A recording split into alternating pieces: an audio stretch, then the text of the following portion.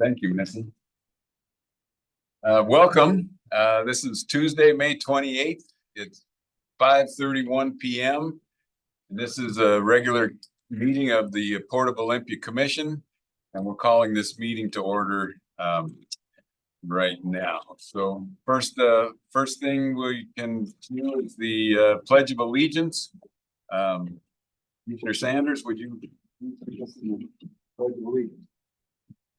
I pledge allegiance to the flag of the United States of America and to the republic for which it stands, one nation, under God, indivisible, with liberty and justice for all.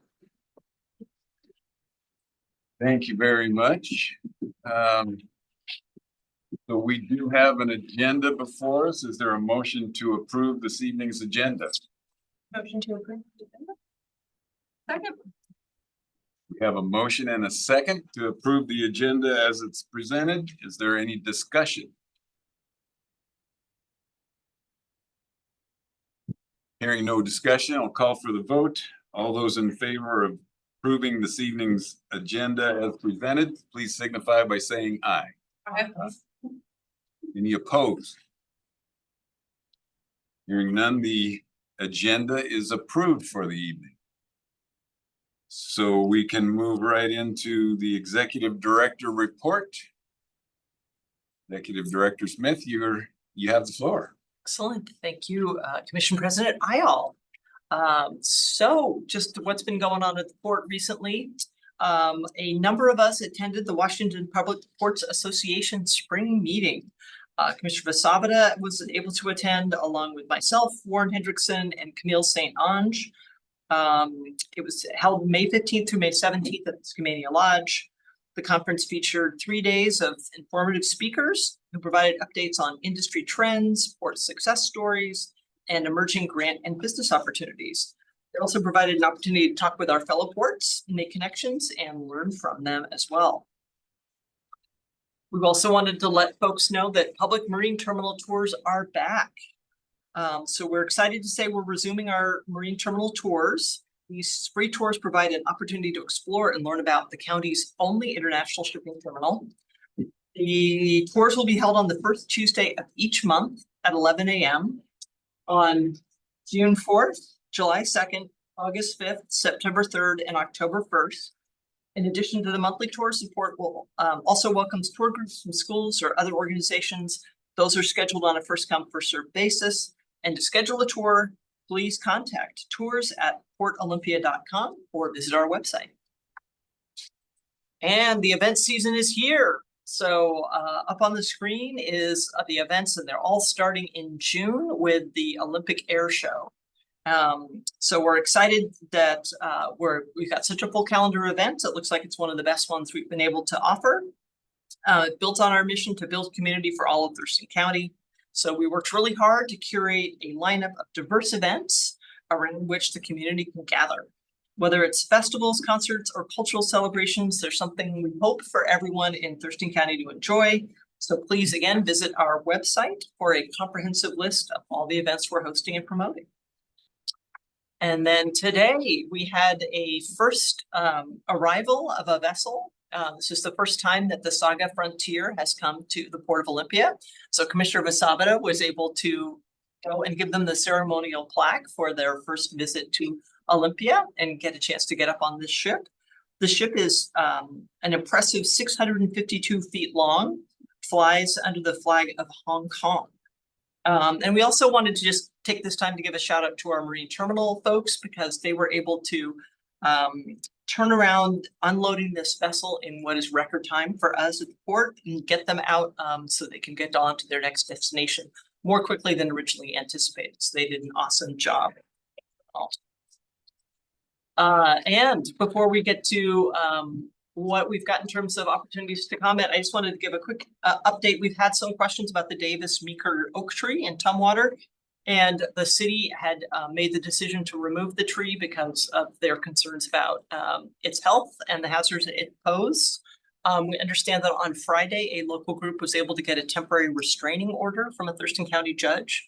And so until that judge releases that order and they have a hearing about the issue, the tree will not be coming down. So, and I understand they're having a meeting in Tumwater tonight, also City of Tumwater to discuss it further. So, that's our current understanding of that situation. So we value folks' input. Please come and speak at our commission meetings. At our website, there's opportunities to comment as well. We have social media on Facebook, on what was formerly known as Twitter, also known as X, Instagram, and LinkedIn.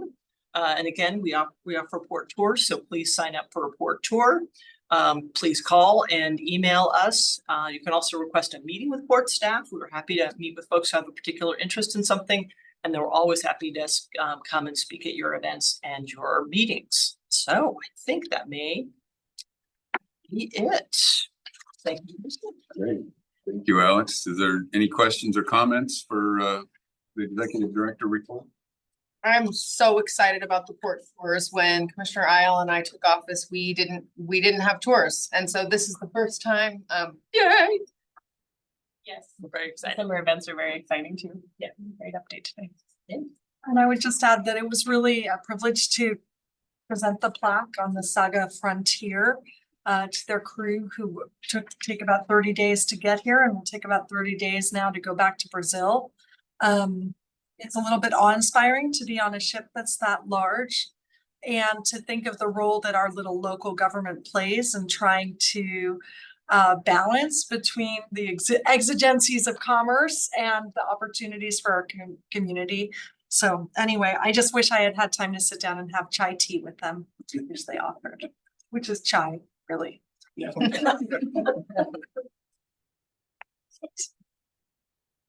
All right, thank you. We will move on now to public comment. Individual public comments are limited to 3 minutes per person. Members of the public may comment on agenda items or other port business. Guidelines for public comment can be found in the Commission Rules and Resolution 2022-09, Article 6. And comments should be directed to the commission as a whole and should not include comments about individual port staff or members of the public. All speakers shall be courteous in language and demeanor and shall confine remarks to those facts that are germane and relevant to questions or issue under discussion. So we have first on the list is Sue Danver. Would you like to make your public comment, Ms. Danver? You have the floor. Yeah, my name is Sue Danver, and tonight I'm representing Black Hills Audubon Society. I used to testify a fair amount about 8 to 15 years ago. Alex remembers me, but it's good to see some fresh faces. You're all new to me. Thank you for the opportunity to speak tonight. Because of some recent activities, Black Hills Audubon believes the Port of Olympia is violating both the mitigations of their 2014 Master Plan MD&S and the best management practices that the port agreed to with the U.S. Fish and Wildlife Service in the 2022 Memorandum of Understanding. As a result, we believe federally threatened species are being harmed. Therefore, we are requesting that the port implement the mitigation practices that they agreed to and do the following things immediately. 1, end all DNR, fire training, and similar disruptive activities on endangered species habitat at the airport. 2, cancel the June 16th, 2024 air show or postpone it until August 15th. 3, prohibit driving and parking on off-limit areas to protect gopher habitat and gopher mounds. That was not observed last year, and I have photos of that. Schedule all future air shows after the end of the breeding season of the lark, August 15th to meet the required mitigations in the MDNS and the agreement between U.S. Fish and Wildlife Service and the Port of Olympia. WDFW has been requesting this late summer date for years to avoid disturbing the nesting and breeding seasons of the lark, which is March 15th to August 31st. More details are provided in our letter we are submitting tonight. Again, thank you. Thank you, Ms. Danver.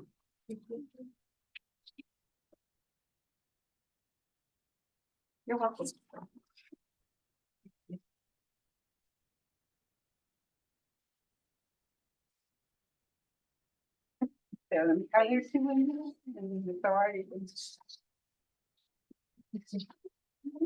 You. Okay, thank you, Ms. Danver. Now, I have Scott Tompkins on the list, but he's not checked to give public comment. Does Scott want to give public comment? Okay, all right. Thank you. Is there anybody on Zoom who would like to give public comment?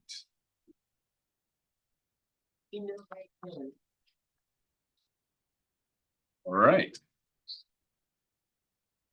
As soon as I can find my agenda again, we'll get back to the agenda. Motion to approve the consent calendar.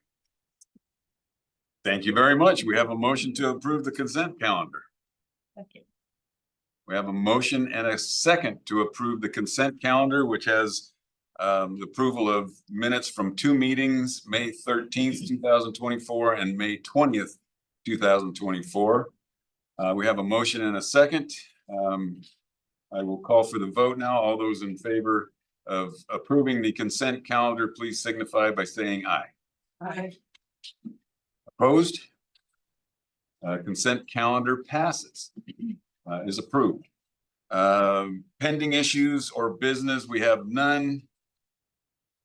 Action calendar, we have the Port of Olympia Small Cities Program Award decision, and that would be Tad Koff, Director of Finance. You have the floor, sir.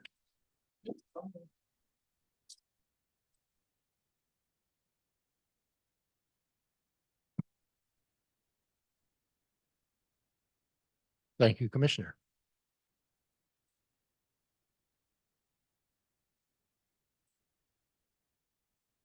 UW Tad Koff, Director of Finance for the Port of Olympia, presenting for the Small Cities Program Awards.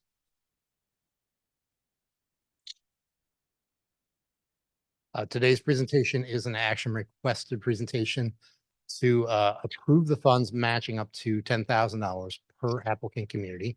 The applicants this year were Rainier, Tenino, Bucota, and Rochester. And this action's recommendation from the date based on the May 13th, 2024 Small Cities presentation. That's the last. The program schedule today remaining for this area is May 28th. The awards are made. That's today. And then we'll track and make sure that all the submitted finances, all the submitted receipts for the approved award grantees are collected and then dispersed before the end of the year. The end of the year is a deadline. And then the proposed motion language is on the screen, and I will cede to the commissioners. Having received and considered applications to the Small Cities Program from the communities of Rainier, Tenino, Bucota, and Rochester, I move to approve granting matching funds to said communities not to exceed $10,000 per applicant in accordance with the Small Cities Program guidelines. Second. Right, we have a motion and a second. The motion approving the small cities grant funds to Rainier, Tenino, Bucota, and Rochester. Is there any discussion on that topic? I just have some small discussion that in approving these, we are making small investments in these small cities. under a definition of the ports authorities that is rather broad, that really considers economic development broadly as contributing to communities' own identified priorities. So I'm open to that direction, and I want to note it for future decisions that come before us. Thank you. And I think just piggybacking on that, there's been a transition of staff on this and you guys have done a great job. I did get some feedback from the smaller cities that they just previously weren't fully aware of our process. So as we move forward, refining our process for us in the application process, and then refining our communication with the small cities, because they are inherently small cities, so they don't always have a team of people. So maybe just some hand holding as far as. We are gonna do our best in light of past years to remind and guide. That'd be great, but thanks for getting us rolling and thanks for the motion. Did you know hand holding is part of a chief financial officer's other? Certainly is. Hand holding of many of us, right? Thank you. Thank you. Any other- David Budigan. Not done. Sorry. Oh, I'm really excited to have the unincorporated Rochester included in this round of grants. So it really brings me joy that we are supporting our rural South Counties, small cities. So that was really amazing to be able to revise our, our funding opportunities to include unincorporated communities. Thank you. Right. All right, we have a motion and a second. The motion is having received and considered applications to the Small Cities Program from the communities of Rainier, Tenino, Bucota, and Rochester. I move to approve granting matching funds to said communities not to exceed $10,000 per applicant in accordance with the Small Cities Program guidelines. All those in favor, please signify by saying aye. Opposed? The motion carries. Thank you very much, Ted. Thank you. That concludes our action calendar. Other calendar has no agenda items under that, so we'll move on to advisory. And our first advisory calendar topic is the port debt reduction evaluation. Tad Koff, Director of Finance, you're up again. I could maybe just set the stage for this a little bit. We wanted to bring you a number of things together that deal with or look at how the commission would like to spend money that is in reserves and in the port's real estate reinvestment fund.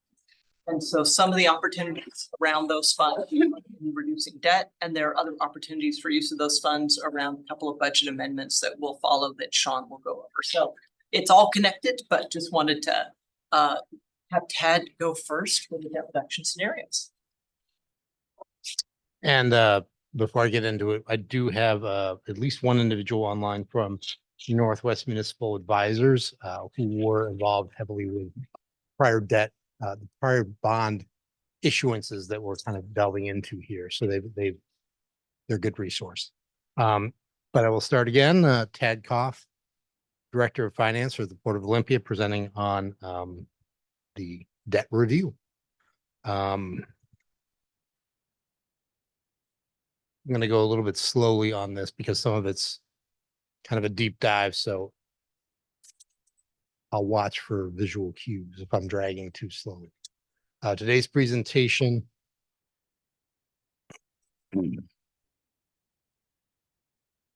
is advisory only. Northwest Municipal Advisors, Ryan Neumeister and Scott Bauer, Melinda, and I'm going to massacre some names here, Okerlund and Cynthia Weed of K&L Gates contributed to this behind the scenes. We've had some meetings with them, make sure that what we're presenting is as accurate as possible. We're going to go through the Northwest Municipal Advisors acknowledgement, which I just did, 2024 budgeted debt service, current bond debt detailed overview, the range of debt defeasance options, which is just a fancy word for paying down or eliminating, staff recommendation, and then I do have a section which I probably won't go over that's got terms and definitions at the end, just for public record, kind of defining different terms.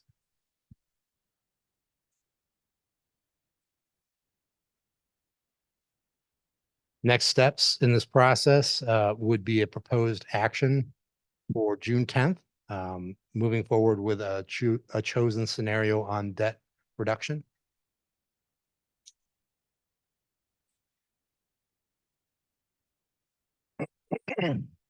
And getting into the meat of the presentation now. What I have here is the 2024 cash statutory budget slide. You'll see the beginning, cash and investments, and going through, and you'll also then note specifically where the debt service payments come in, which is 4.616 million for 2024. And projected, you'll see the projections for the next few years as well. And this comes straight from the budget deck.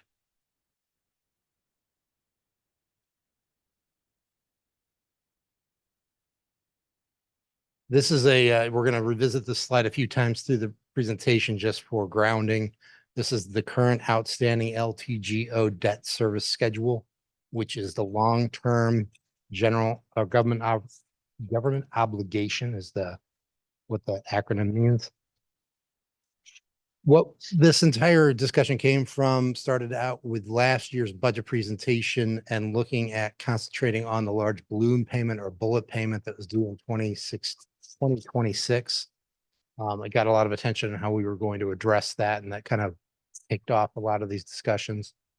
You'll see on here that the 2024 amount that highlighted on the last slide that was on the budget presented is that amount of the 4.6 million sitting there in the red.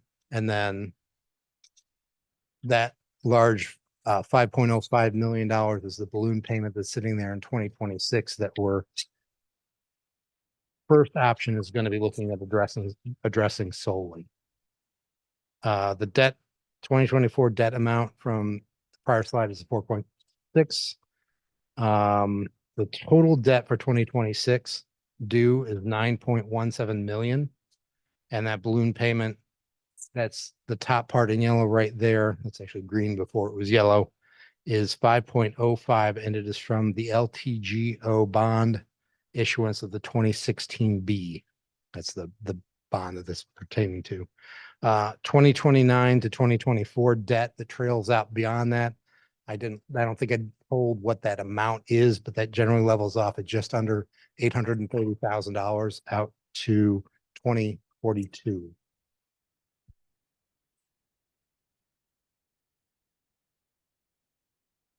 And this bit that I've circled in blue, between 24 and 28 is the predominant section that we're going to be dealing and looking at tonight.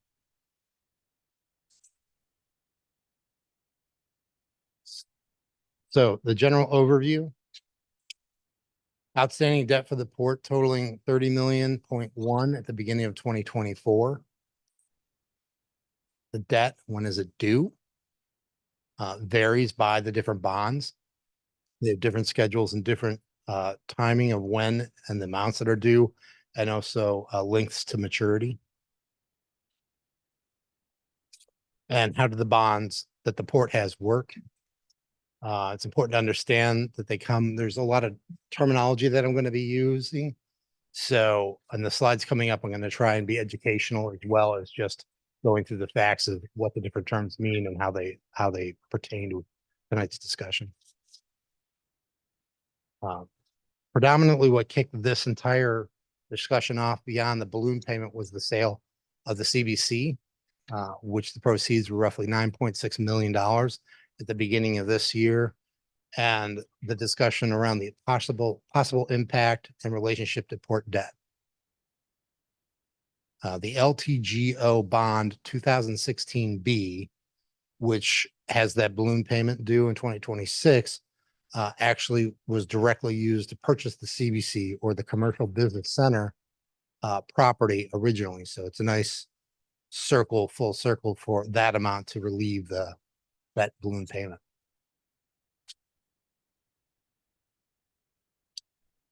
And feel free to stop me if you've got any questions around it. Other bond uses, just so that we got it all out. We've got the 2013 A and B LTGO bonds, for 180,000 and then 6.9 million. The 2015 LTGO refunding bond, which is 3.205 million. Now, a refunding bond is a bond that has been issued to refinance prior debt. So this is a bond that's taking other debt that may have had a balloon payment and spreading it out, kind of like a 7-year mortgage on your house where you get a balloon payment on the end, then you have to refinance it. It's the same principle. The 2016 A LTGO bond and refunding bond, it's kind of behind the picture up there, but that's just under it's 5.99 million. And then we've got the 2018 A and B LTGO bonds and refinancing bonds for 6.75 million and 1.61 million in order. And then we have one outstanding amount, the Key Bank for a loan for 149,000. And also to have these on for reference, I've added what they all go to without breaking it down to too much detail in the specificity of each particular line item, but that's where they've gone. And it is also worth noting that the 2018 A bond also had some improvements that went to the airport as well. Are there any questions on the makeup? And I don't have the other bond from the other slide on this set because it didn't fit. I ran out of room. Reading my mind. I thought so. Yes, the one that seems to be missing is the one I referred to. So these are the additional bonds. So going on with that in mind, here's a little bit of the educational part. I will try and pace myself again. These are the same bonds again listed in the order that we end up talking about them when I work with the bond issuer. Let's see if I can get through this right. So the 2013, 15, and 18 bonds are all callable at par on their respective call dates. Whether it makes economic sense to prepay those bonds would need to be calculated, but there's no premium for paying those bonds off when callable. The 2016 bonds do have a prepayment penalty, but we would need to have the bank calculate that. So I'm going to go through and kind of now describe what that means. Do I need to let me know if you want me to repeat that again? Because this is hard to track, and it just is. So the outstanding amounts, which represents the current amount balance on those bonds, is the $30.1 million that we talked about initially. So Tad, both of the 2016s have a prepayment penalty or just the CBC one? I am going to have to look that up to be, Not a huge. unless I have Scott on the line. Do I have Scott on the line? Yeah, this is Scott Bauer. So, and good evening. 2016A and 2016B both carry a penalty to refinance early or Thank you. pay off early. Yep. That is my disembodied voice. That's call a friend. It's pretty handy. Thank you, Scott. So the next bit, and let me throw one other term in before I get that. The par value you hear bantered around is the face value of a bond set by the issuer, which would be us, which remains fixed for the lifetime of the security. So it doesn't change. And it's the original value, not the market value of the bond. It doesn't fluctuate. Now we're looking at final maturity dates of these bonds, and the final maturity refers to the date that a bond ceases to earn interest. So it doesn't, at that point, it's basically done. At the final maturity date, the issuer, in our case, us, is required to repay the full amount of the outstanding principal plus any applicable interest to the holder at that time. We just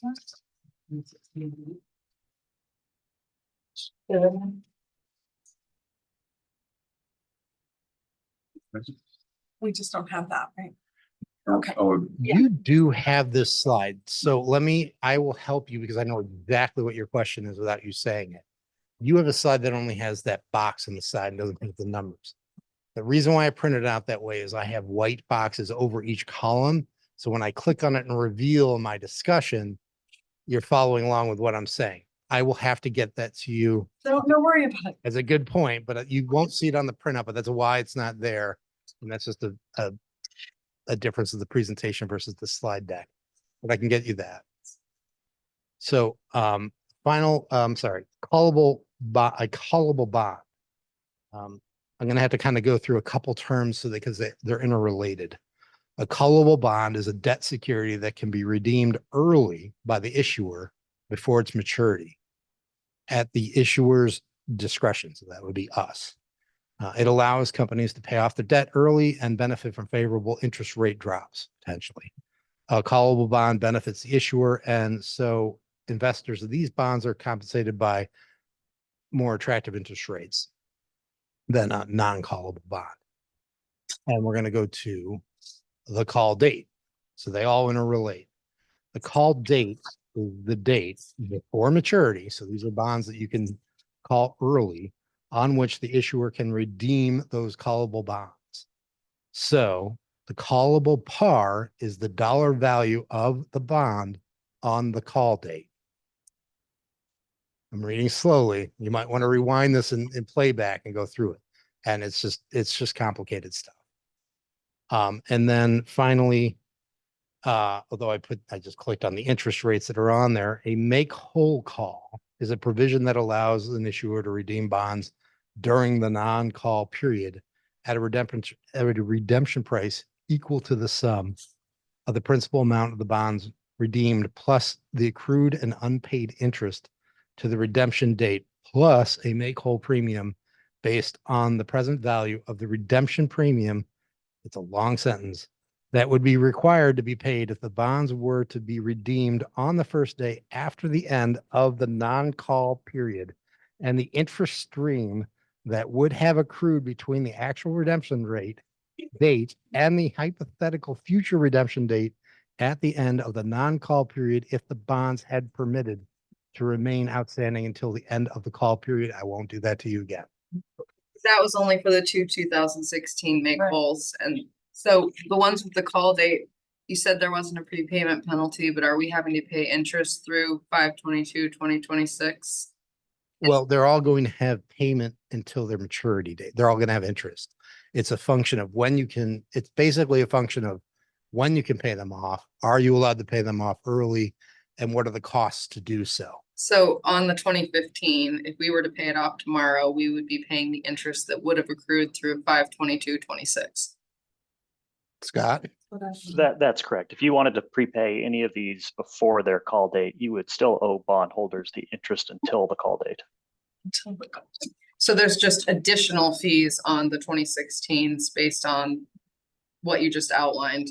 But we're still having to pay all the interest through these call dates. Yeah, I mean, it's called a make whole call. It's generally thought of that you essentially still owe the bank all of the principal and interest payments into the future, but there's a discount rate, so it's a little less than all the payments. But nonetheless, it's more expensive than just paying off at par. Thank you. That makes sense. May I just, Yeah. so are we hearing that for those two that are make whole, there's more of a penalty for paying in advance than for the others? That would be correct if you tried to exercise the make whole call. I think Tad will be getting to a different way of going about the refinancing or the paying off the 2016 Bs, which actually would result in less than Thank you. the par amount outstanding. Good question. That will get covered. Now I understand what he's saying. Man, it's great having this voice. Scott, you're fantastic. Are there any other questions on this slide? This is the possibly most complicated slide to look at and go through. And I get it if there aren't, we're going to go into specific scenarios. It might be easier to digest in chunks. So I'll move on. So this is going to be the baseline slide, and I'm going to keep throwing this up in between so that we know where we are today and what we're facing if we do nothing. So this is just what the port owes over the course of now to 2042. And the 2016 again spike is what we're really predominantly dealing with, or what started the whole conversation. So with that in mind, and jumping between these, the next presentation shows the first scenario.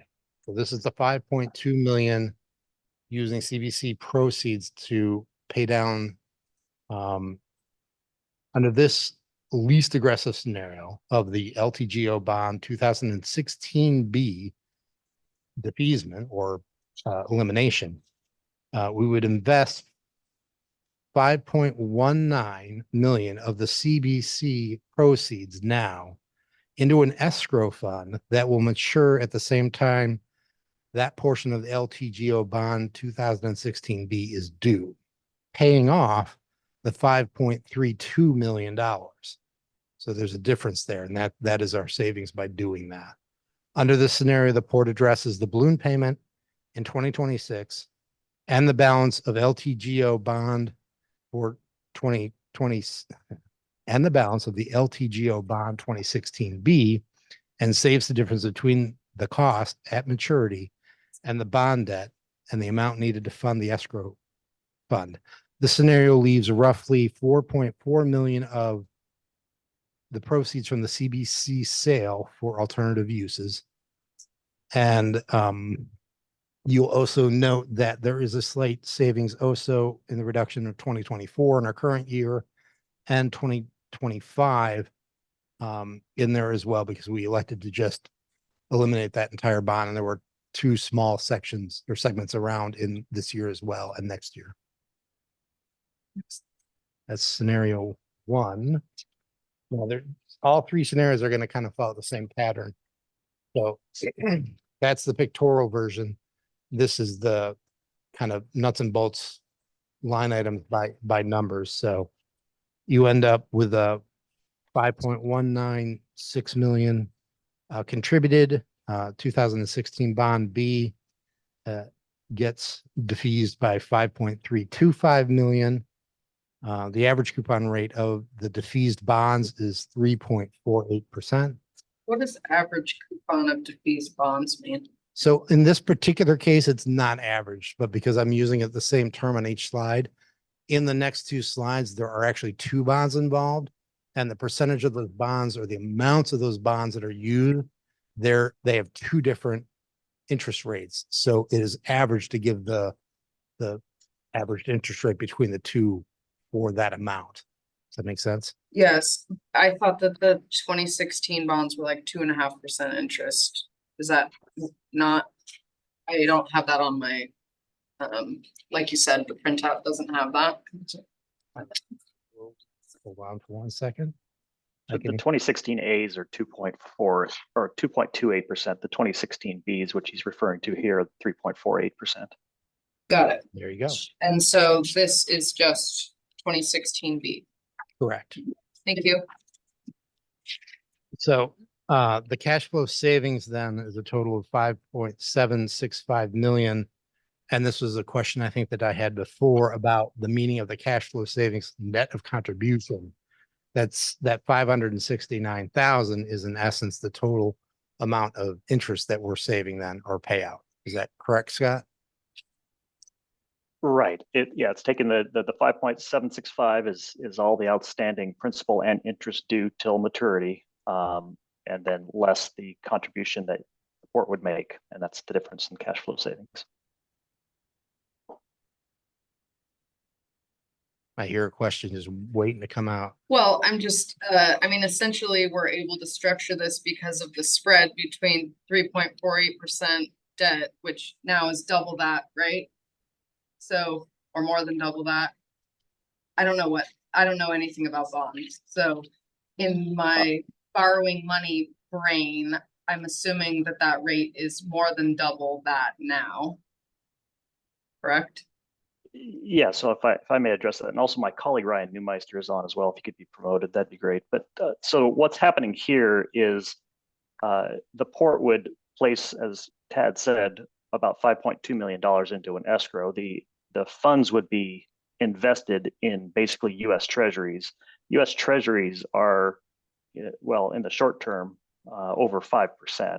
So the interest earnings, because of the investment in the Treasuries plus the contributed funds, would be sufficient to pay off these bonds to their maturity. I guess your other question is, are taxable, if bonds were to be issued, if you were to issue taxable bonds, which these 2016 B bonds were taxable, yes, the interest rate of those borrowed funds would be higher than 3.48%, probably, yeah, in the upper 5% for 20-year debt. Upper 5. Yeah, I would say that for, again, 20-year taxable debt. If we were to undertake a new one. So I guess that's part of what, when we're looking at these options, that's what we're considering, is if we're embarking on taking on new debt at a higher interest rate, we just need to look at the whole picture. Absolutely. We And have then, low interest debt right now. yeah, that's the idea, is to have as wide of a format as possible to answer all the questions. This was the question I emailed you that I would want to ask about, sort of the relative cost of taking on debt right now. Right. Are you prepared to address that in a little more detail? As far as issuing new debt now, I'll actually have Scott and Ryan speak on that, because they're in the marketplace and they can actually give you a better answer on that, of what options are and what they would look like and how they would, what they would cost. Does that make sense? Is that the 5%? No. I thought you were asking about other options outside of this.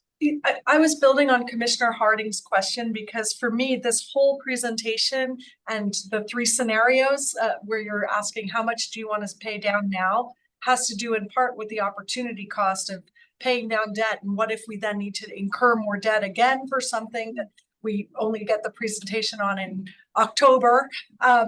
What could be the risk of having to then take on debt because we accelerated payment of debt? And so understanding what the scenarios look like right now for taking on debt is very relevant to the question of how much we want to jump to pay this off.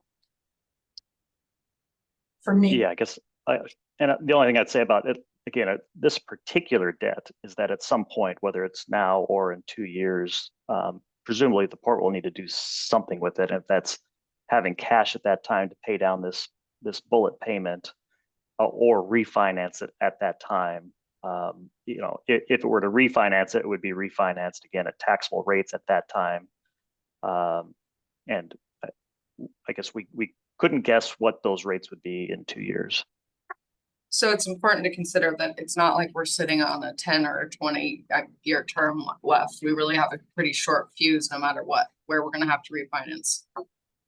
On this debt again, because it is a fairly steep payment coming up in 2026. Yeah, scenario 1 really only addresses that balloon payment in 2026. But it's in the 2016B is in each of your alternatives. It is. And that is the same. That's the base. Yes, they grow. That's the baseline. Right. At a minimum, your staff recommends we do that. There's no alternative. There's just no getting around that. And then we're going to talk about the other incremental bigger bites and why they're Right. And so the scope of that, and it's not an arbitrary amount that we came up with. You could use more funds from reserves, or you could pay off more debt. You could do less. You could do somewhere in between. Of these other 2 scenarios I come up with, I set one with Northwest Mutual to kind of go through some scenarios we had been theoretically kicking around, about a $2 million holdback for some other alternatives. It was a specific amount that might be used for a few other options for the commission. And then I just looked at as well the entire $9.6 million being used to see what that would look like against our outstanding debt. So it's just a matter of, at that point, you can see what the options are, what they would look like, and more or less what the financial impact of those would be. Does that make sense? It does, except I'm curious about the $2 million holdback that was privileged over other possible conversations. It's not privileged. It originally came out from last year, and towards the end of the year, when we realized that we might get ahead on our environmental testing, the Bud Inlet testing. So the idea was to hold back at least $2 million of that money for that potential use. But there are some other things that are, at least one other that's of the same dollar amount that is also on the table, which I don't want to get into Sean's presentation as well. But there are more alternative uses. And then there are other alternative uses as well. So not to be expansive or get too much into too many things, but this is as much to give you an idea of options. And that's kind of giving you the idea of why this dollar amount got settled on and why we're looking at it. Is that? Yeah. So back to the mic. That's scenario one.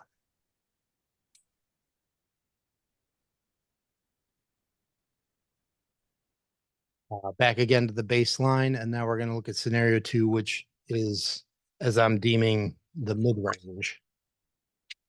So scenario two, then you'll see graphically speaking, again, reduces that 2024, 2025, and the large payment that was due, the balloon payment due in 2026, but now it starts also having a large impact on 2027 as well.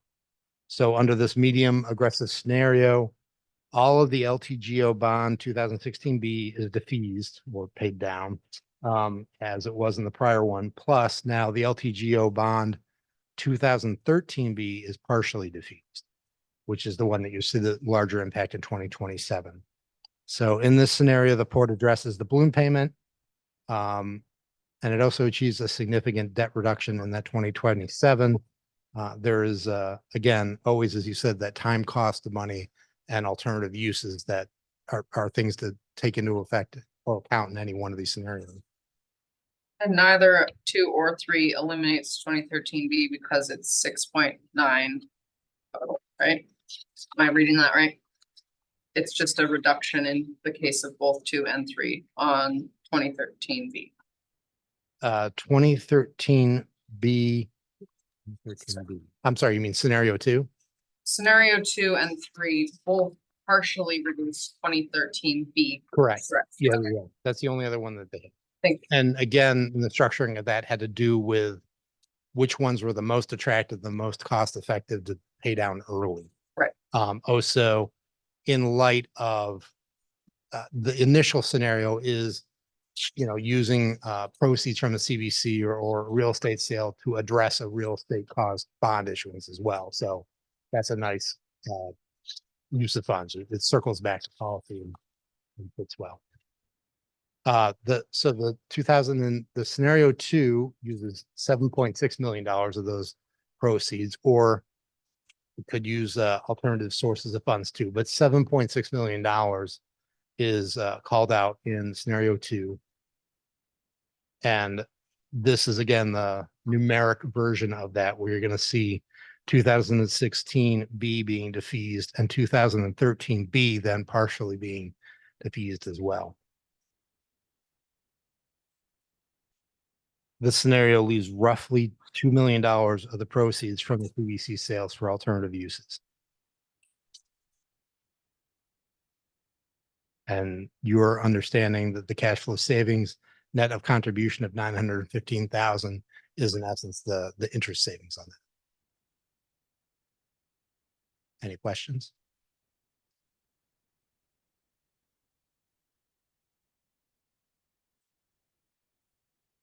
And then that's again back to the baseline, and we'll show what this one does. This is the most aggressive pay down scenario, and it was just based on the total, using the total proceeds of the $9.6 million from the CVC sale. Trying to get my notes up high enough to where I can read them. Under this aggressive scenario, again, all of the 2016 B is defeased, and the greater portion of the 2013 B is defeased. The scenario addresses the balloon payment and also achieves a significant debt burden reduction in 2027. There's also a bit more of a reduction in 2026. So you're down to servicing 2 million roughly in 26 and 27. And I think it's roughly a $500,000 savings in 24 and 25, even all the way through from that first scenario. So I would only say, as I go through these, that it's also worth thinking of these budgetarily speaking. when we get into these future years over the next 5 years or so, when you are looking at the budget process and we're looking at the use of ad valorem or property tax, which I think ad valorem was 7.8 million, somewhere around there. And I'm gonna guess it might come in somewhere closer to 8 million this year. The heavy usage of that is going to service this debt. So by alleviating the debt or more of it, you do gain more room for other uses of those funds as well. So it's just another side of the coin, so to speak. One other question, you mentioned how you'd be able to invest this in an interest-bearing account and it was about 5% interest. Right now it's just sitting as cash earning like a 1%. It's sitting at Thurston County. All of our proceeds sit at Thurston County. And the last time I checked, Thurston County is paying out right now to 2.76%, I want to say, roughly, in the last statement that I have. And that varies statement to statement, so that does fluctuate. Did you guys, just because there is such a short window between the 2026 balloons and the 27 and 28 on the 2018 debt, and given that the make whole on the 2016 was more expensive, did you guys crunch the numbers at all on if we paid off the 2018 debt? We didn't because the call dates are farther out. We have what we're proposing here is a bit unique because the outstanding debt is taxable. We're allowed to earn positive arbitrage in the escrow account. If we were to defease tax exempt debt, which is the 2018A and 2018B, we could only invest at the escrow yield. So there'd be probably little benefit from defeasing any of this debt or actually any of the other debt you list here that isn't callable. Got it. What does positive arbitrage mean? So we're allowed to earn in the escrow at a greater rate than the rate on the outstanding debt. So the outstanding debt again on 2016B is 3.48%. We're allowed to earn at a higher rate than that. As an example, the 2018A, let's just say that its arbitrage yield was 3.75.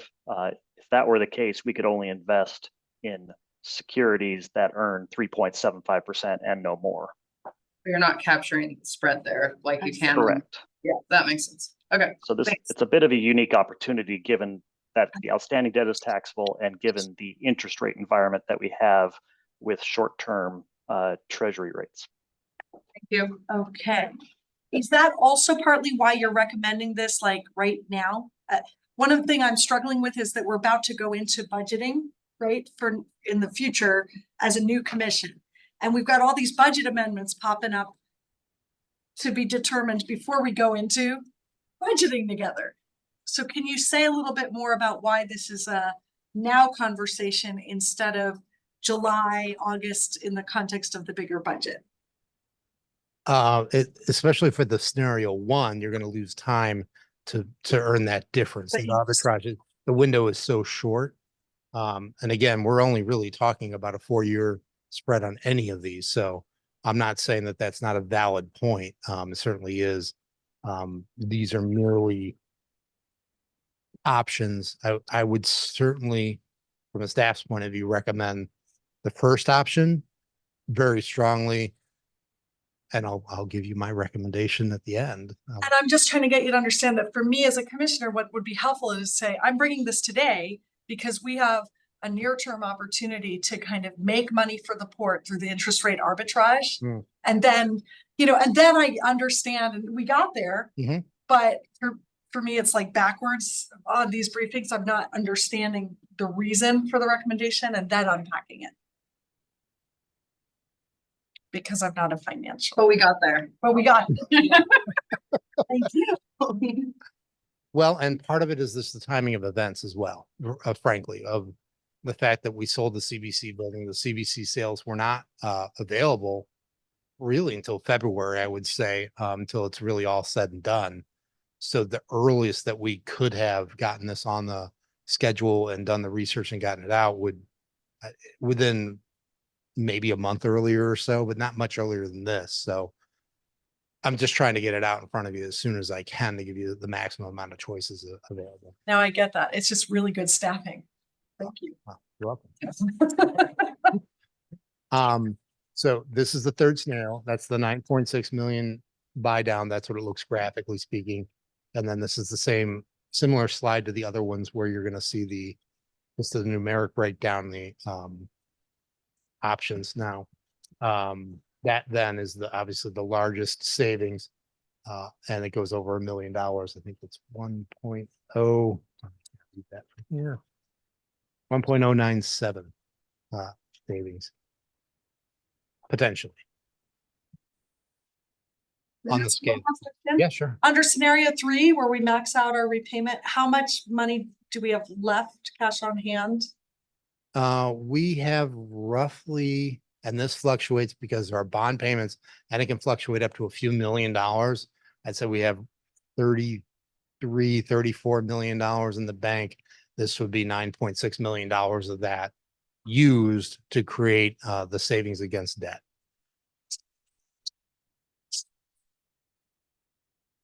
Thank you. You're welcome. Director, Smith, what's your, what do you think is the minimum that you feel like you need to have on hand to feel comfortable running an organization? I would need to spend some time thinking about that. I can say we have a goal, and it was not the best presentation I've ever done, from the year-end finance presentation of $4 million minimum on hand. That's the goal.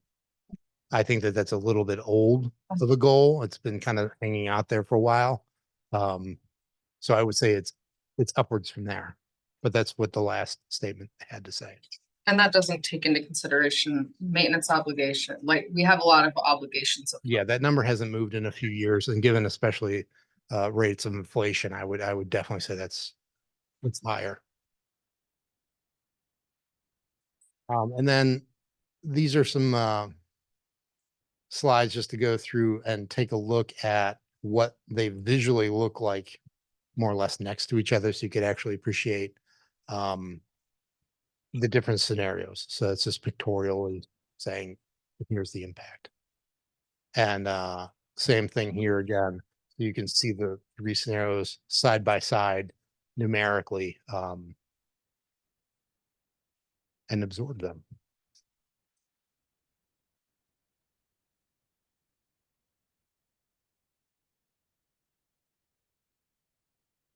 Well, you had all the interest rate in the back. I know I was taking notes. Oh, it's just a lot of slides. I don't remember. It's there. I just didn't flip. So again, on this slide, just to go through quickly, the top slide is the port contribution amount in each scenario. The second section shows the proposed bonds that are paid down and the proposed amounts. Third section is the interest rate for the individual or combined average for those bonds. Then we go to cash flow savings, which is the unadjusted total cash flow savings, which is cash flow savings net. The net less the net contribution equals the port funds contribution, or the top line. And then the bottom amount shows, the bottom line shows the port's net present value of these options, taking into account the alternative investment stream from the LPIG large group investment fund. So that is factored in. That small, the 2 point, a little less than 3% is factored in there. Oh, so this is above that baseline. Yeah. So when North and Scott, I don't want to put words into your mouth, but that was taken into effect in that bottom line calculation.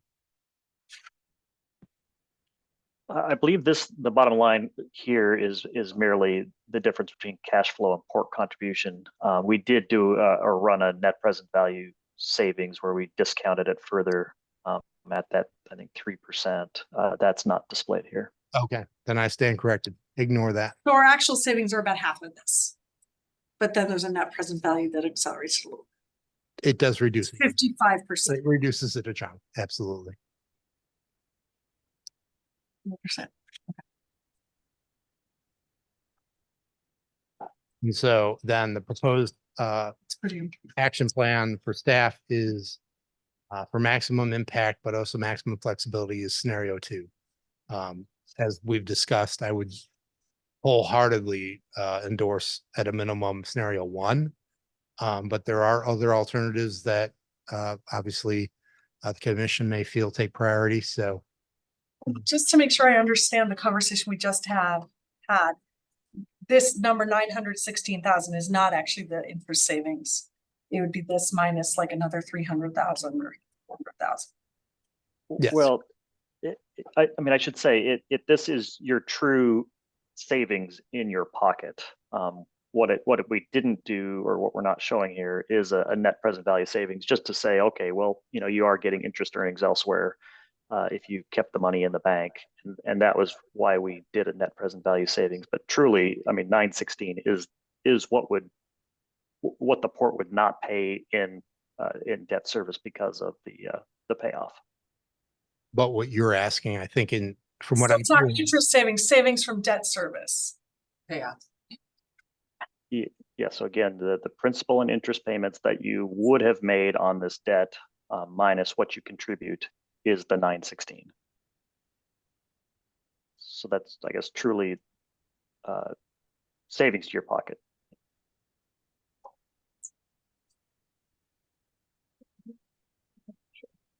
but not less the 3% or 2.76%. Not the counterfactual of Yes. what we probably would have earned with it. I guess you It's- could just say like an opportunity cost. There you go.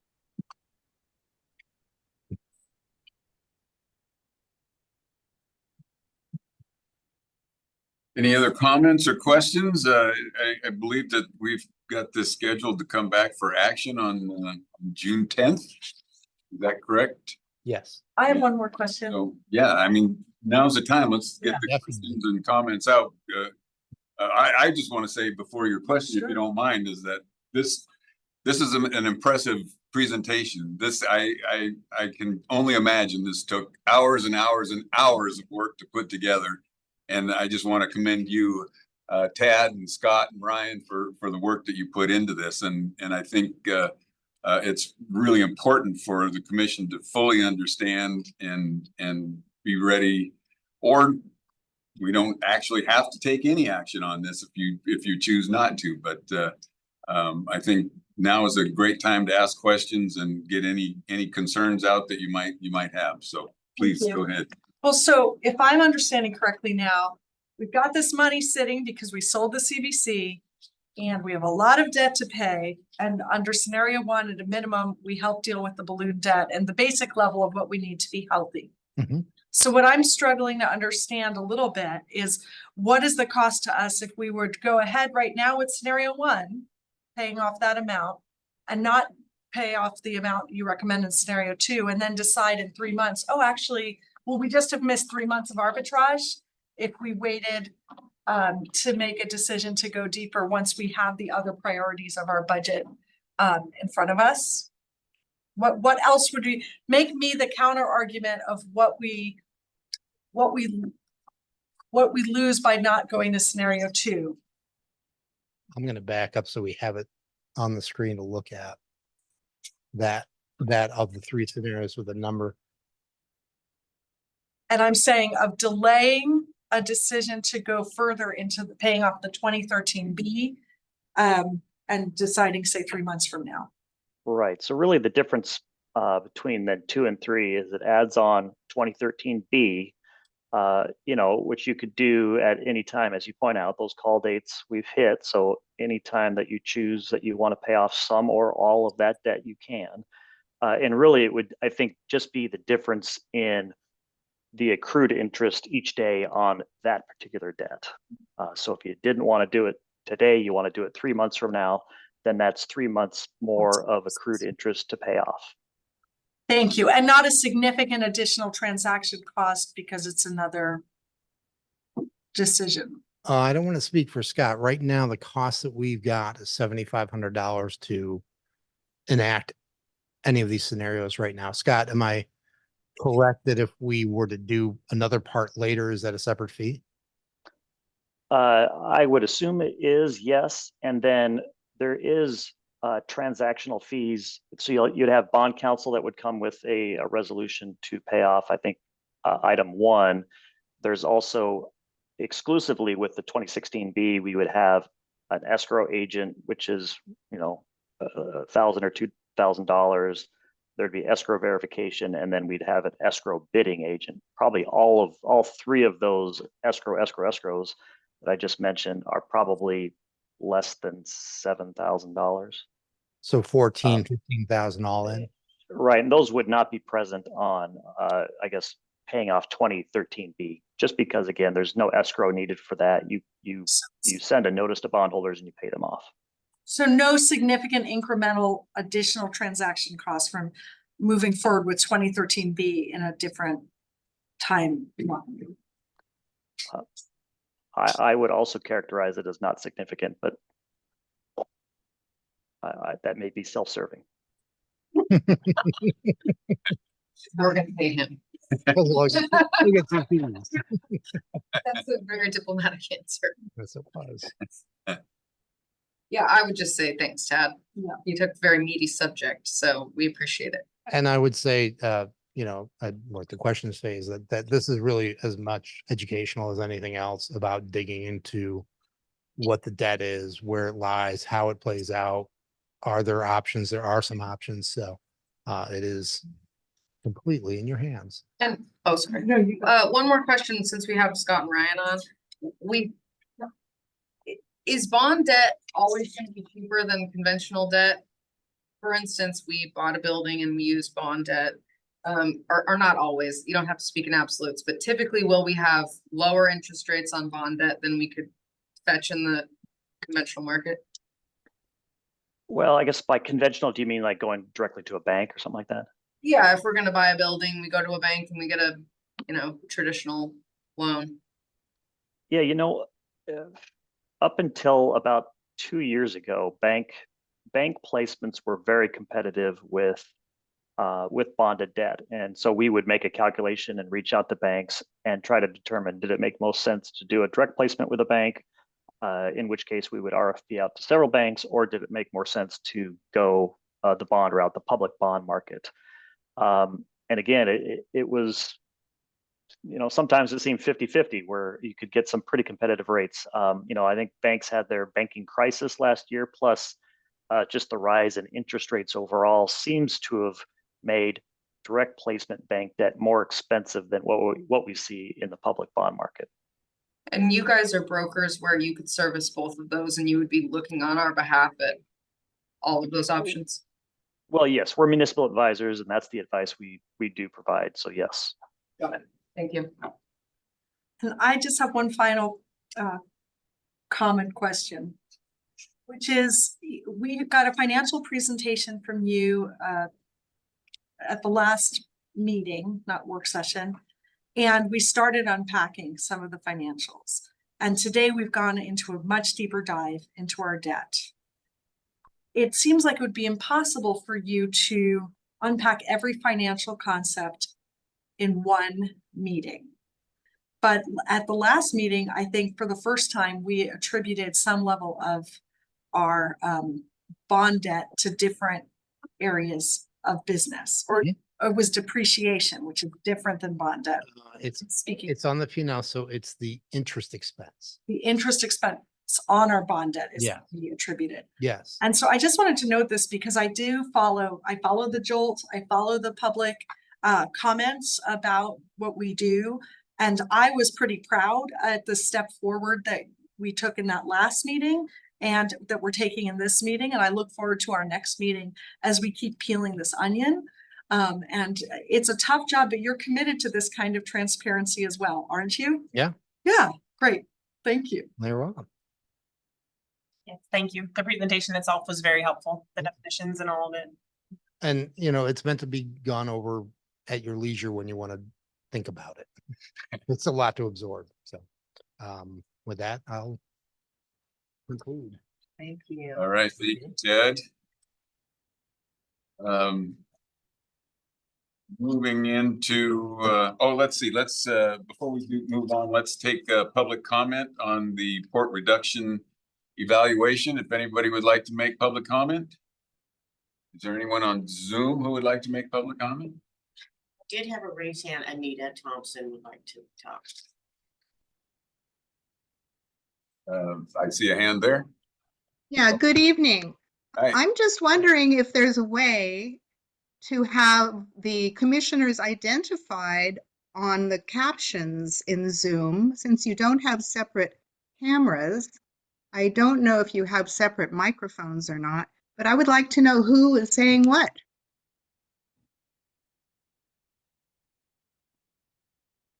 Okay, Is well, that possible? I guess thank you for that comment. I will have to defer to our technical folks to see if that is possible.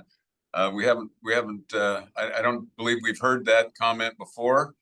And so In the please, me- yeah, please let us look into that and we will Okay.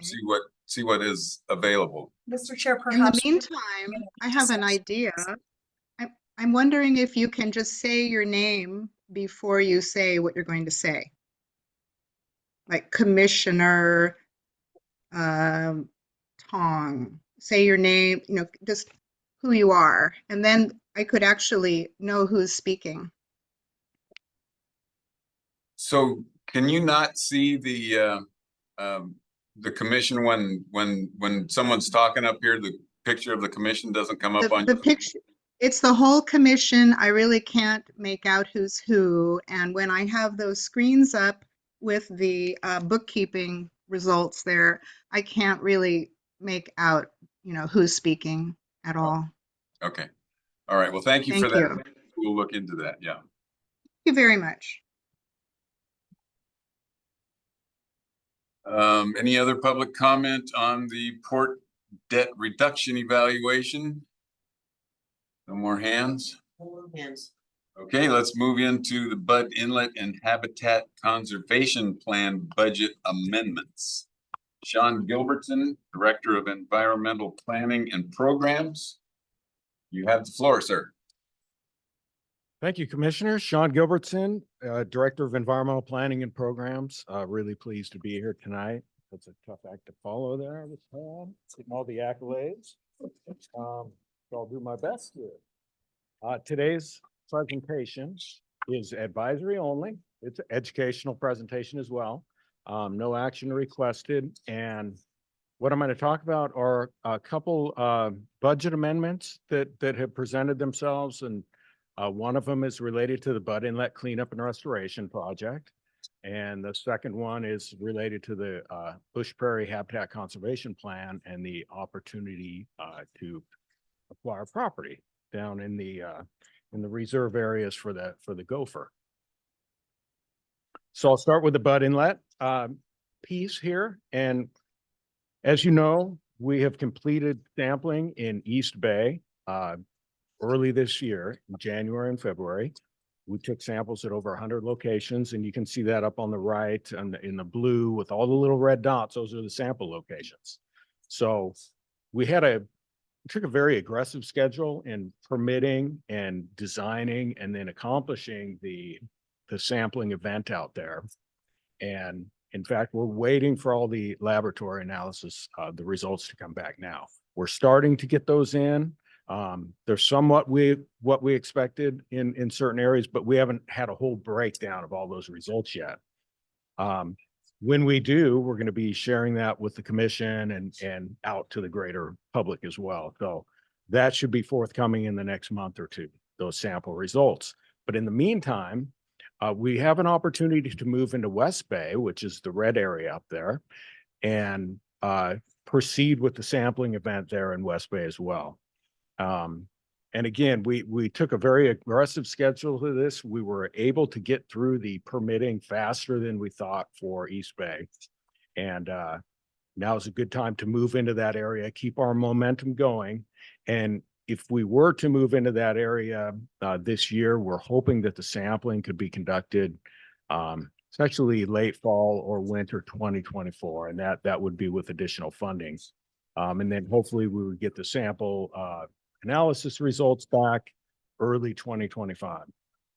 We'd have a much better snapshot of what we're facing for the actual cleanup and restoration at that point.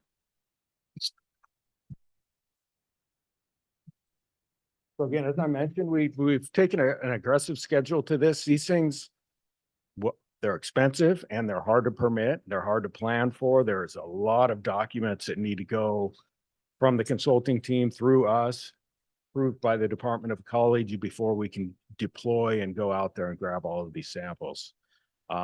So as I said, the team is ready to finish planning and design of West Bay, which would require several different scientific documents that would need to be turned into the Department of Ecology, which would outline our plan, where we're going to sample and why, seeking approval from ecology before we move on to the actual sampling event.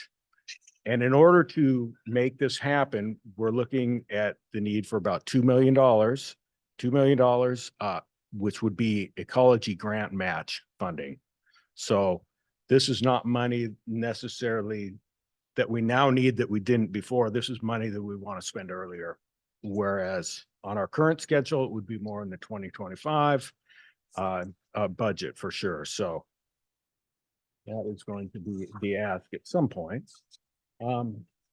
So there is the alternative to just proceed with the budget as adopted and delay that funding until 2025.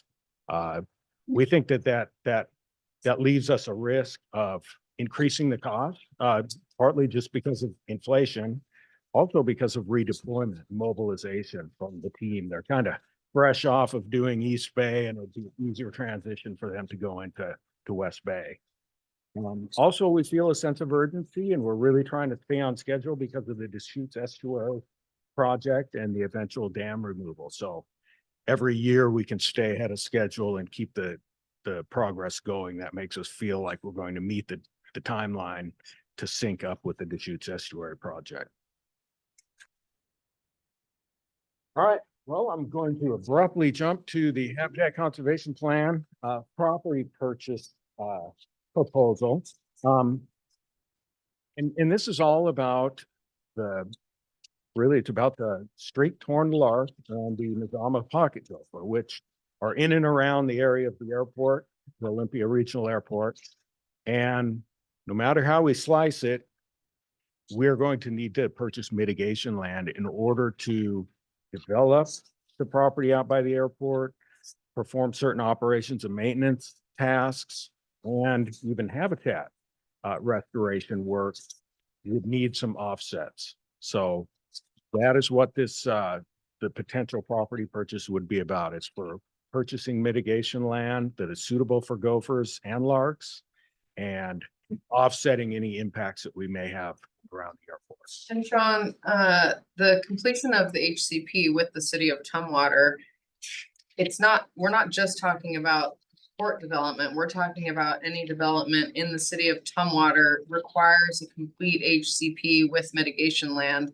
If somebody wants to build a garage, so this is critical to that whole picture, correct? Certainly. Yes, it is, Commissioner. And that is why Tumwater and the port have joined in a partnership to establish the HCP, and is also looking at these potential property purchases as well. Well, just to follow up on that, because this is important from my understanding, if you go to slide 10 where it says mitigation land to offset port activities, land development, operations and maintenance, habitat restoration, to what extent are we seeking to help purchase mitigation land specifically to offset our own properties and activities versus to help unlock other Tumwater privately owned properties?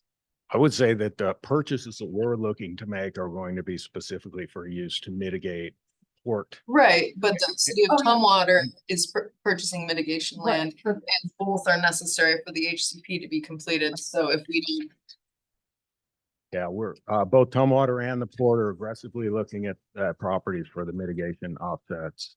So to clarify, Amy, it's the total mitigation land that's needed. So we'll provide some, Tumwater will provide some, and both, all together. Yes.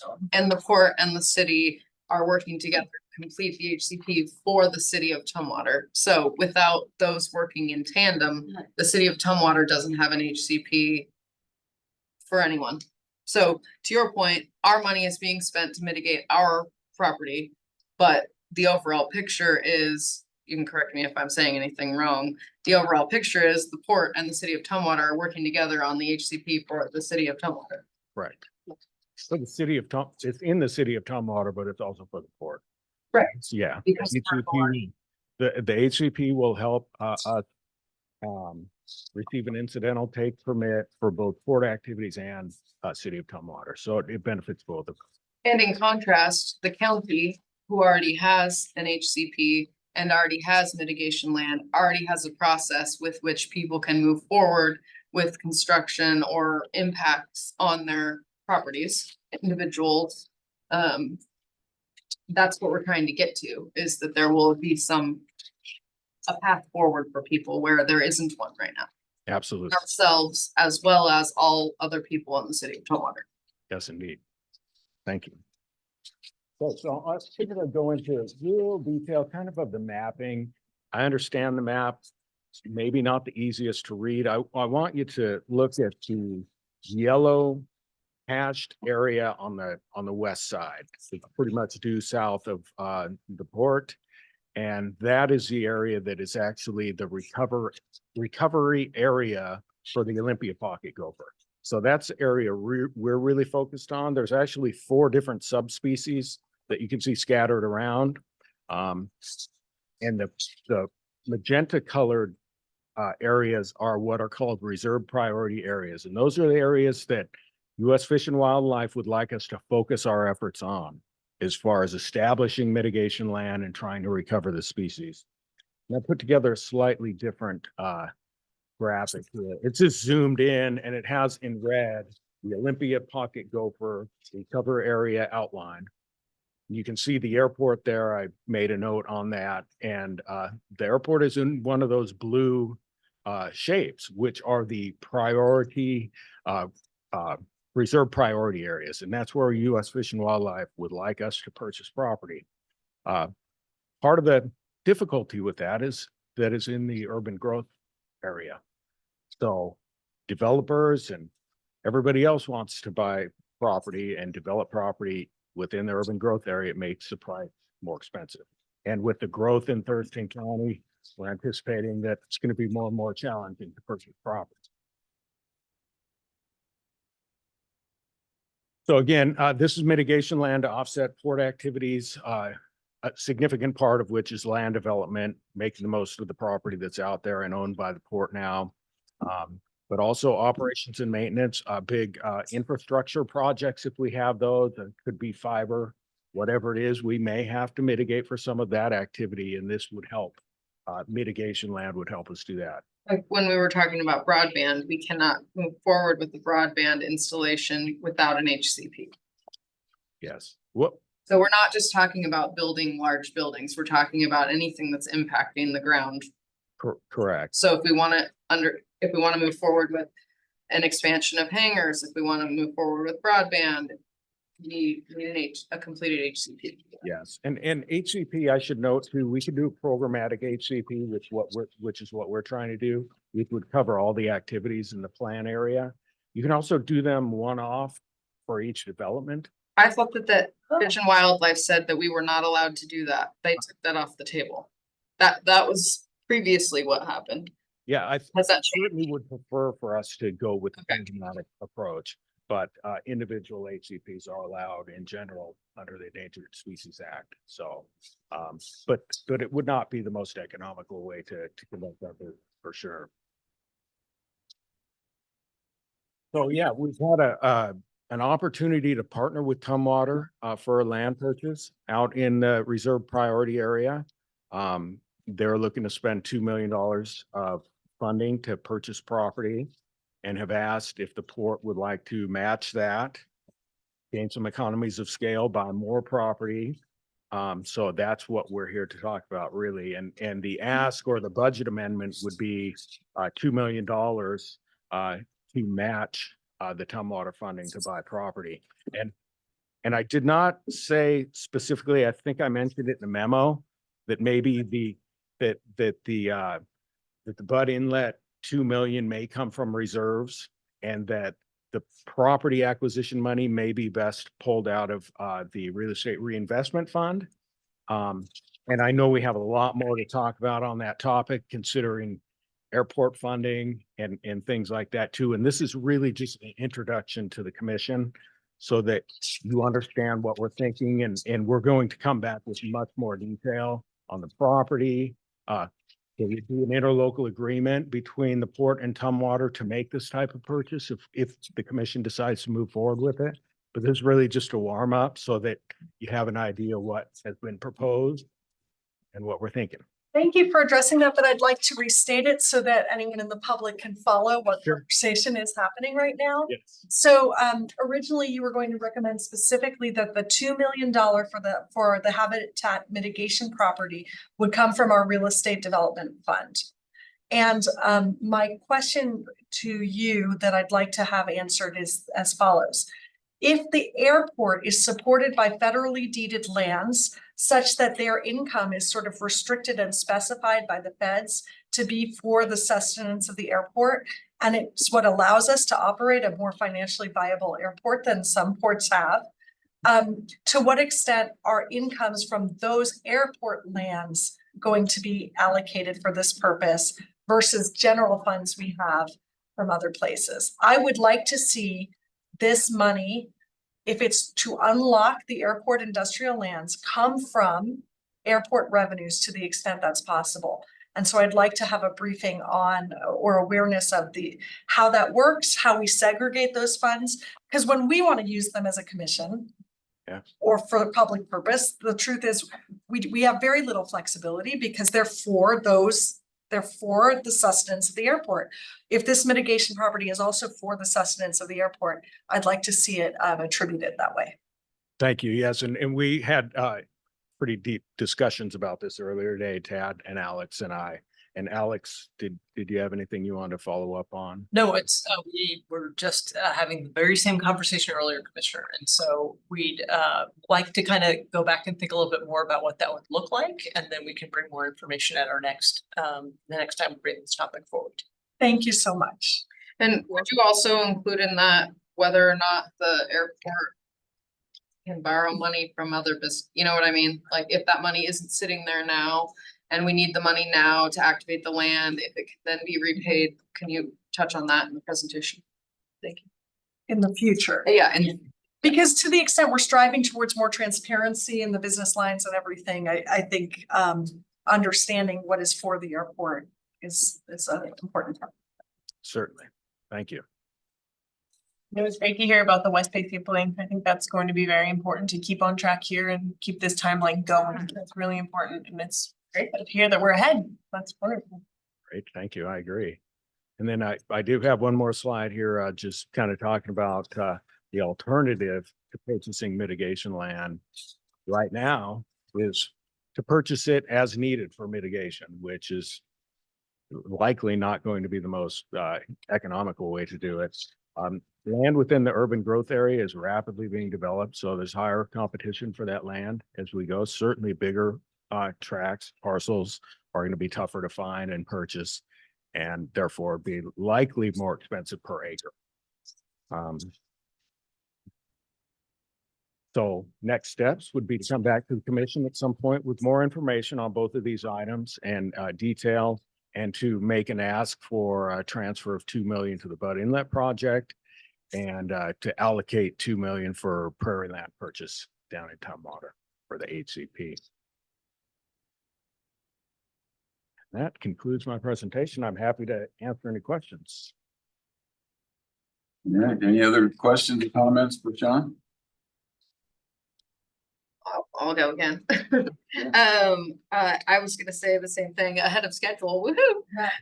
And I totally agree with Commissioner Tong that, you know, we need to keep the momentum rolling. We've invested in that project, and we need to continue investing. Stops and starts just cost the public more money, and get less results.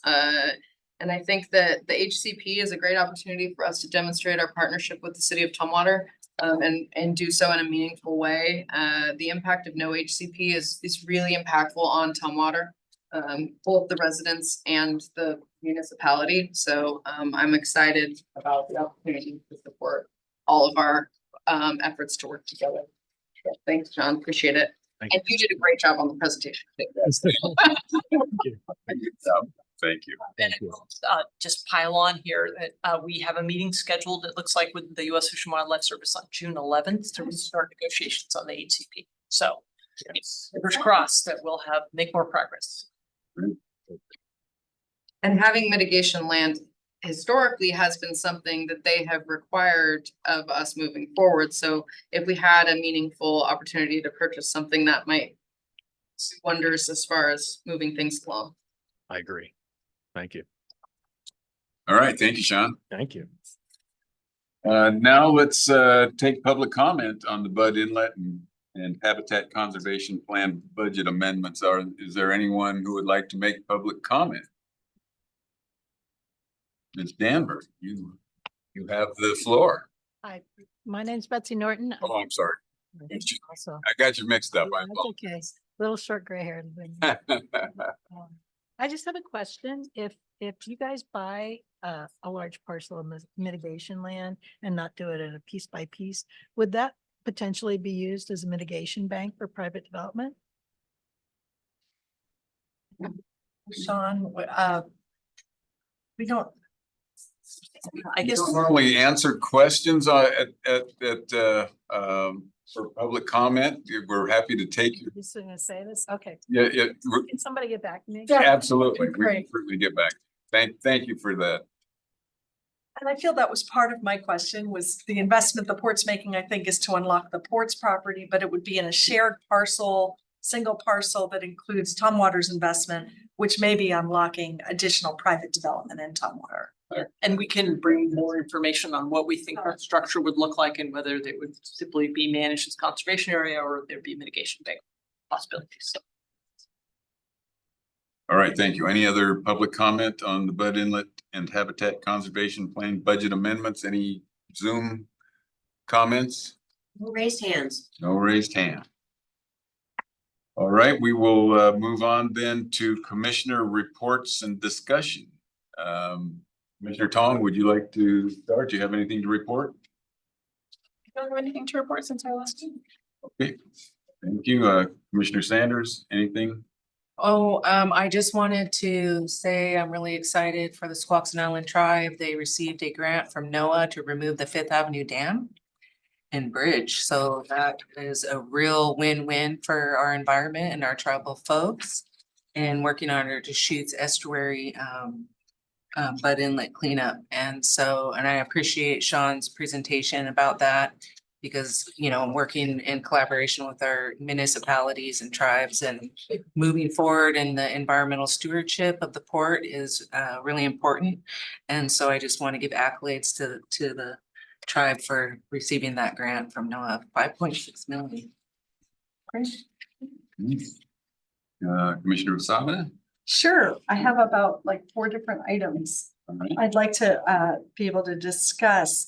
One, we've consistently grappled, as has everybody post-COVID, with like the hybrid environment for our meetings, and there've been all kinds of improvements. Camille has often helped spearhead those. I am wondering whether having Zoom where we actually log in on our computers as individuals for our meetings might be the answer to some of the things that I'm hearing concerns about, like today, about who's speaking, because it would be very hard to each time say, and I'm Jasmine Vasavada.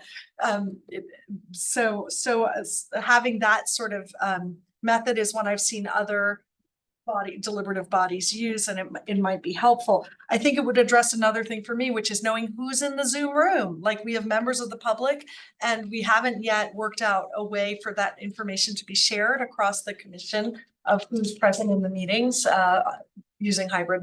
It's very important for me to know, and very hard to follow up afterwards and say, oh, by the way, who was there? So I commend that as an opportunity.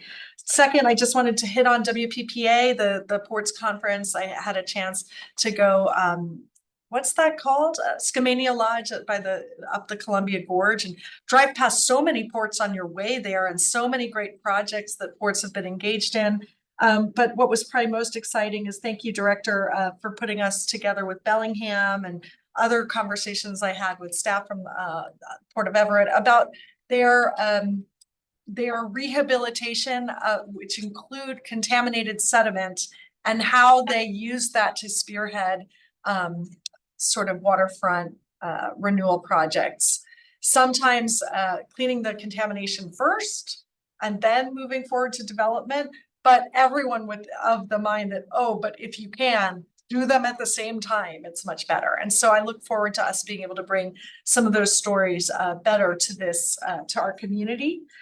Third, I loved visiting Colvin Ranch last weekend, 170 years in service here in Thurston County as a ranch, 550 acres, and heard some of the history of their intersections with possible port projects over the years. I think what's past is prologue, and understanding what our community has been through is really important. And on that note, today when I got to visit the vessel, it was the vessel's first visit here to the Port of Call of Olympia. I ran into a man named Jim Almador. He was in the office talking to Offshin, our marine terminal managing director, and he's a former marine terminal director. Started telling me about some of the great things Port of Olympia pioneered in like 15 years ago. And the more we can kind of hear from sort of where we've been, the steps we've taken side by side with community, and the places where we've diverged and had to come back together, it's very valuable to me, and I hope we'll be able to get some of those stories out there. So thanks for indulging me on that. Thank you, Commissioner Harding. I just wasn't sure when my opportunity to recognize Rick Hughes was gonna be, because I know June was the end of his tenure with us. I think he's in the Zoom. But Rick has been a great help well, Rick. Rick has been a great help to both the commission and the organization. So I don't know how many more meetings we get you for, Rick, but thank you very much. Thank you very much, Commissioner. It's been very nice working with you, commissioners. I think I have about one more month if things go. Okay, good. Letting him go yet. A little bit more time. And then my quote of the day is from Rumi. When setting out on a journey, do not seek advice from those who have never left home. Good one.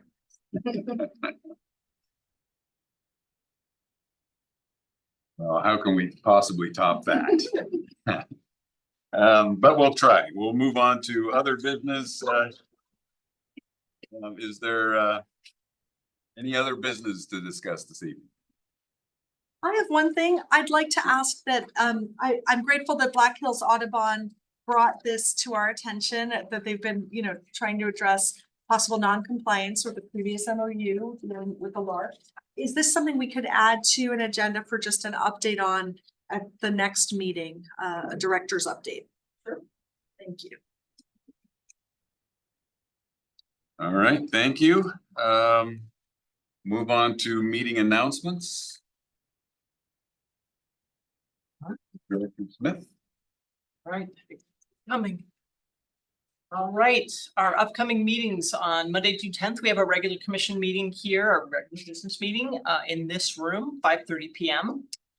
Then there's a commission work session on Monday, June 17th at 3:30 p.m. And I believe that work session is a deep dive on the anatomy of the budget. No, it's the POCAC. It's both. Oh, boy. So we're doing it's a twofer. So the POCAC is going to come and give you some recommendations. One of the subcommittees has done some work and has some recommendations they'd like to offer to you. And also they want to take the opportunity to get to introduce themselves to the commission and get some feedback from you all about what they would like to see or what you would like to see from them. And then we will also, I believe, go over the anatomy of the port budget. So not into the actual numbers, but just discuss how it's structured, the different components that go into aspects of the budget. And then on Tuesday, June 18th, there's a POCAC meeting. It'll be here at 6 p.m. again in this room. And then on Monday, June 24th, we have our regular commission business meeting. And again, it's right here. So we welcome those to come in person or on Zoom. All right, thank you. Any questions or comments on the meeting announcements?